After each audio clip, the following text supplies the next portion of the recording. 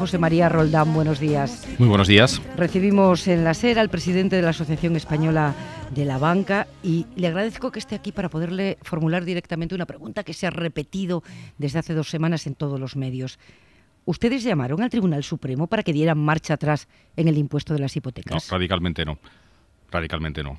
Cuando se produce la famosa sentencia ya, esto fue un jueves, fue con el mercado abierto, no lo esperábamos en absoluto, no son de estas cosas que tienes, que sabes que están pendientes de aclaración, entonces fue una sorpresa absoluta. Yo recuerdo haber visto la noticia, ver cómo los bancos caían a plomo en bolsa, y estuvimos intentando durante todo el día saber exactamente cuáles eran las consecuencias de la sentencia, su contenido, ¿no? y qué representaba para los bancos, con lo cual, digamos, es que ni siquiera tuvimos tiempo material para poder reaccionar. Y desde esa caída en bolsa de los bancos hasta que al día siguiente rectifica el Supremo no les llamaron. No. ¿Consideran que la gestión de esa sentencia por parte del Tribunal Supremo ha sido negativa? Porque ustedes han caído en bolsa, han vuelto a sufrir un coste reputacional, porque vuelven a estar en boca de todo el mundo. Esta pregunta que yo le formulo se la ha hecho mucha gente y ha creado una inseguridad jurídica enorme. Vamos a ver, yo creo que la reflexión que tenemos que hacer es que cuando haya este tipo de sentencias que pueden tener consecuencias, no digo yo de estabilidad financiera, pero sí, digamos, en términos de impacto de mercado, sí que sería bueno que, por ejemplo, que no se hicieran con los mercados abiertos, ¿no? Que hubiera, digamos, un cierto aviso a las autoridades pues reguladoras para que pudieran, digamos, en cierta manera organizar el tráfico mercantil dentro de las consecuencias que cada sentencia tiene. Si uno se fija en la reacción de ese día en bolsa, que son 6.000 millones que se perdieron, los mercados hicieron lo que racionalmente hacen cuando tienen incertidumbre, que es que se pusieron en el peor escenario de todos los peores escenarios posibles.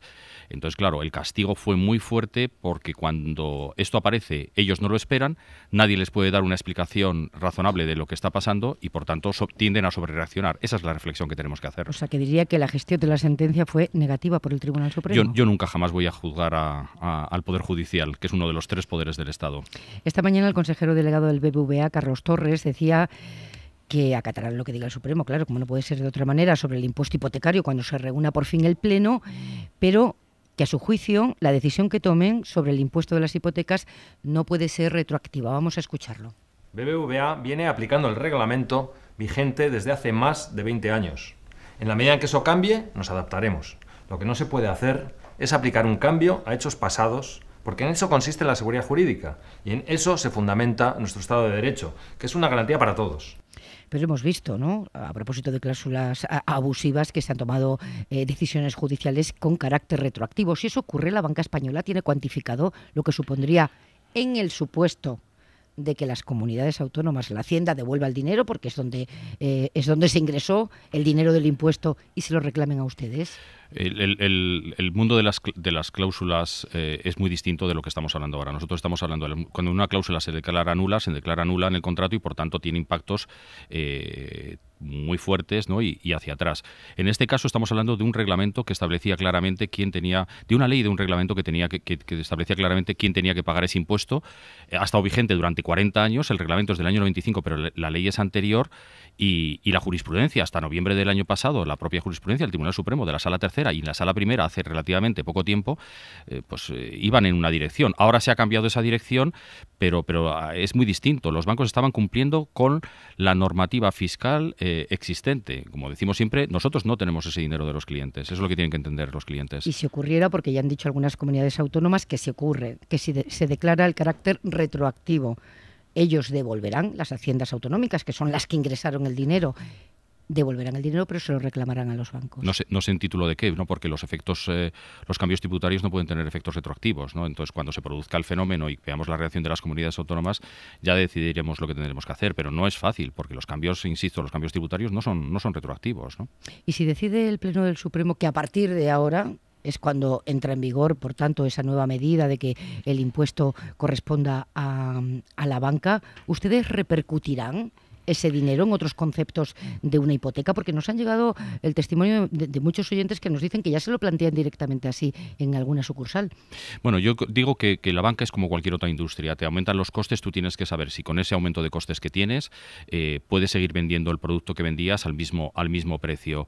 Da igual que sea un producto bancario, que una silla, que un micrófono. Si te aumentan los costes, tú tienes que pensar a qué precio lo puedes vender y qué volumen de producto vas a ofertar. Dicho lo cual, en la práctica, ¿de qué dependerá? De la política comercial de cada entidad y del grado de competencia del sector, que sigue siendo importante.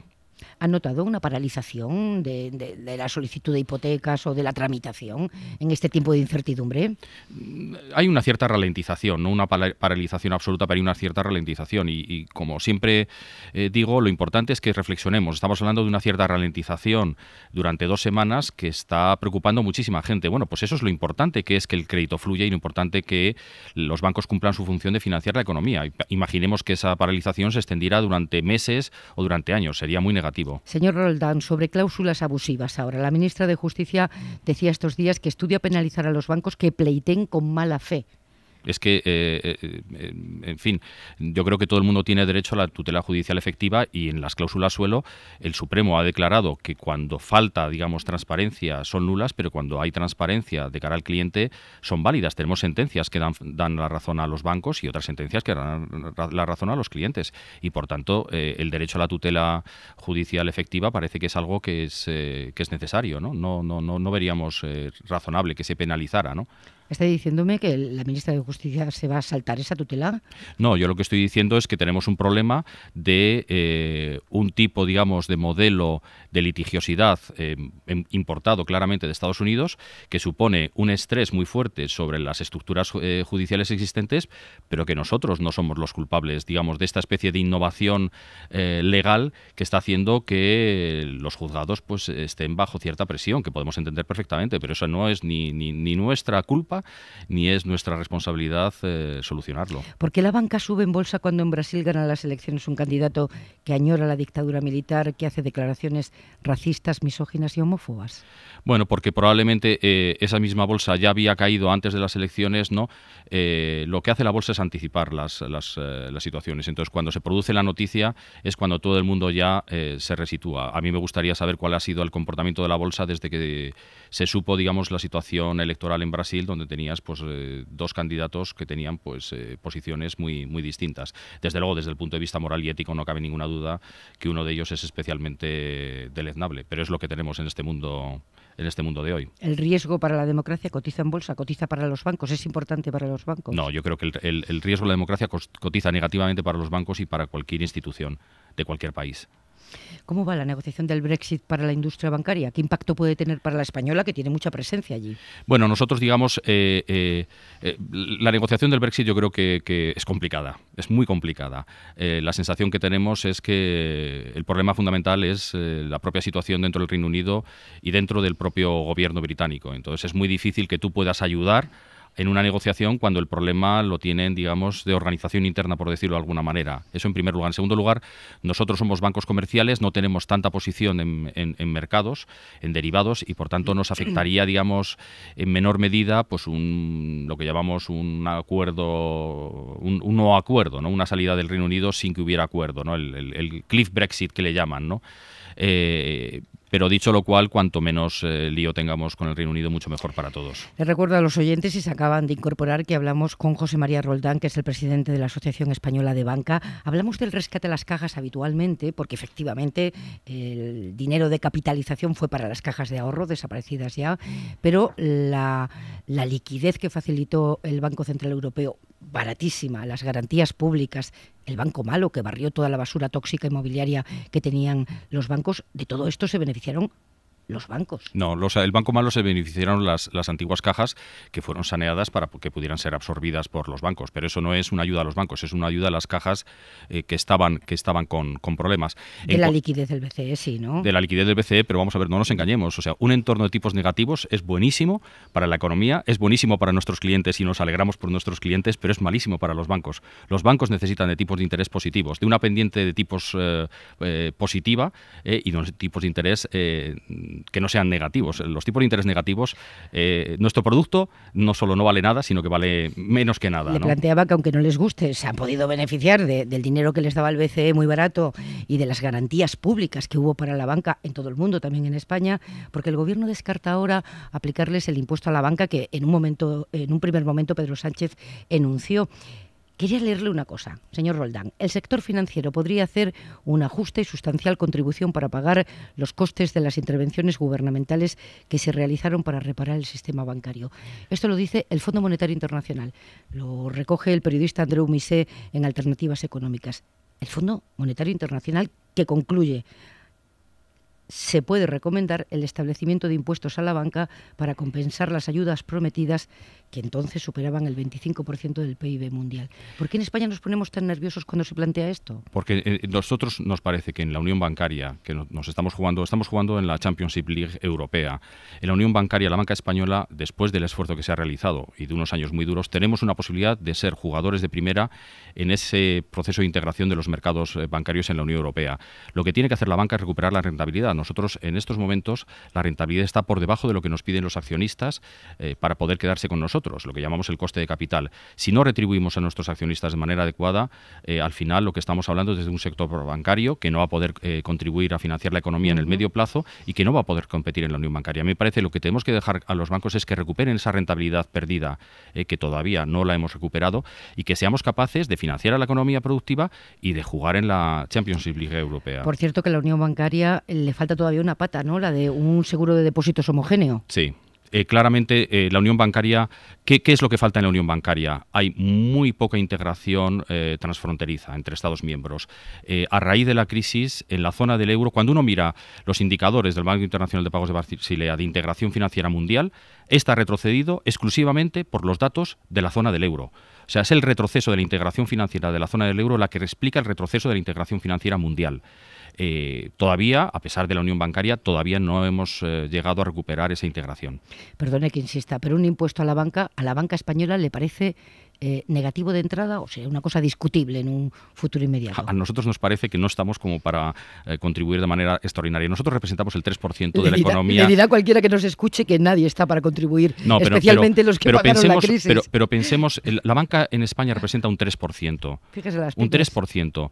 Eso es lo que representamos, pero somos el sistema circulatorio de la economía. Somos un 3%, pero un 3% muy importante. Dejemos que ese 3% funcione y que pueda ayudar al otro 97%, entre ellos a las pymes. ¿Cuánto tiempo hay que dejarles para que se recuperen y que podamos hablar Yo creo que esto sigue siendo complicado. Tenemos una transformación tecnológica que tenemos que hacer, tenemos un entorno de tipos de interés que está claro que van a ser bajos, no sé si ya por más tiempo o para siempre. La verdad es que esto, ya hasta el verano del año que viene ya anunció el BCE que no va a mover los tipos de interés, o sea que seguiremos con el contradios de los tipos negativos.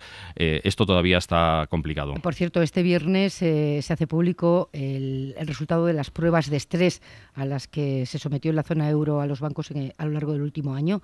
¿La banca española cómo está de salud ahora? No, yo creo que está razonablemente bien, O sea, que no me parece a mí que los test de estrés nos vayan a dar ningún susto. Es verdad que al final la interpretación de los test de estrés es muy complicada. Es un instrumento técnico a quizás se le está dando un valor que no tienen, ¿no? ¿Y hay peligro de contagio italiano? Sí, por supuesto, no nos podemos engañar. España está mucho mejor, pero nosotros tenemos que mantener esa disciplina que hemos tenido en los últimos años, porque cuando haya problemas en Italia, que la sensación que hay es que va a haberlos, tenemos que ser capaces de separarnos, como de hecho de momento estamos haciendo, ¿no? Voy a resumir.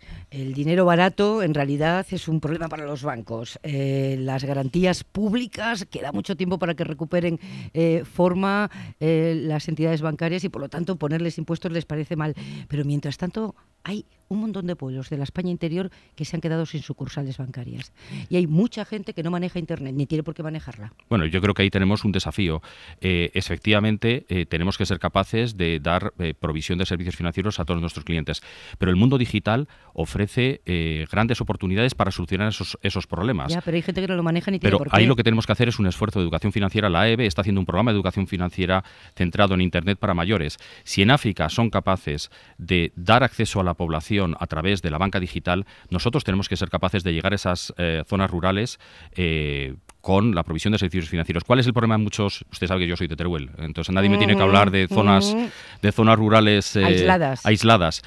Muchas veces el problema de esos pueblos es que no tienen un adecuado acceso a Internet. Démosles Internet. ¿Pero quién se lo tiene que dar? Pues bueno, al final, como todos los servicios públicos, si tenemos una masa de población que está, digamos, para la que no es rentable esa provisión de servicios, tendremos que pensar cómo lo hacemos. Pero eso es muy importante. El mundo digital es una oportunidad. Terminamos. Si gigantes tecnológicos se deciden a entrar en el mercado financiero, para entendernos, si Amazon decidiera jugar a eso, su mundo por lo menos, cambiaría radicalmente. Yo tengo que contarle que otros sectores económicos, como bien sabe, lo hemos padecido con crudeza. Totalmente. No somos otro sector, digamos, en plena transformación, pero precisamente por eso que nos dejen centrarnos en esa transformación, en ese desafío. Desde luego, el día que las Big Tech, que llamamos, el día que las Big Tech entren en temas financieros, ese día vamos a sudar mucho para poder mantener nuestra posición. José María Roldán, gracias por estar en la SER. Muchas gracias. Buenos días. Buenos días.